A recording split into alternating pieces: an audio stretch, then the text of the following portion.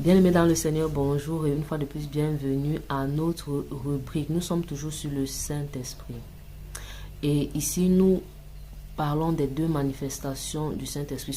La manifestation du Saint-Esprit au travers de ce que la Bible appelle la nouvelle naissance. Jean chapitre 3 du verset 1 jusqu'au verset 12. Car c'est la première manifestation du Saint-Esprit. Et les apôtres ont vécu cette manifestation en Jean 20, 22, où le Seigneur a dit recevez le Saint-Esprit. C'est là qu'ils sont devenus des enfants de Dieu. Voilà la première manifestation du Saint-Esprit. Et cet esprit-là vient vivre dans notre esprit. Et c'est cet esprit qui fait de nous des enfants de Dieu. C'est cet esprit qui nous donne cette position de mise à part. Par cet esprit, le Seigneur nous a sortis du monde pour nous amener dans son rang. Nous a sortis des ténèbres pour nous amener dans sa lumière. Voilà la première manifestation du Saint-Esprit. La deuxième manifestation du Saint-Esprit, c'est le Saint-Esprit que nous recevons ou qui se manifeste au travers de ce que les Écritures appellent le baptême du Saint-Esprit.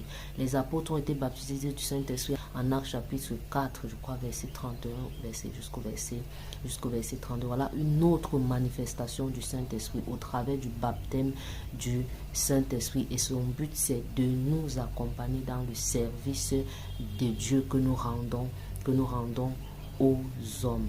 Voilà les deux différentes manifestations. Et tout chrétien, tout enfant de Dieu, tout homme qui vit sur la terre et qui veut être de Dieu ou qui se dit être de Dieu doit avoir vécu les deux manifestations. On a envie de dire c'est juste parce quand on veut servir ou peut-être quand on a un appel qu'on doit prier pour le baptême du Saint-Esprit. Non, même pour servir aux tables, même pour vivre une vie au quotidien, même pour aller dans son travail séculier, même pour s'occuper de sa famille, de sa maison, de ses affaires, on a besoin d'être baptisé du Saint-Esprit. Donc ces deux manifestations-là, si tu es chrétien, tu dois les vivre ou tu les as déjà vécues. Dieu vous bénisse.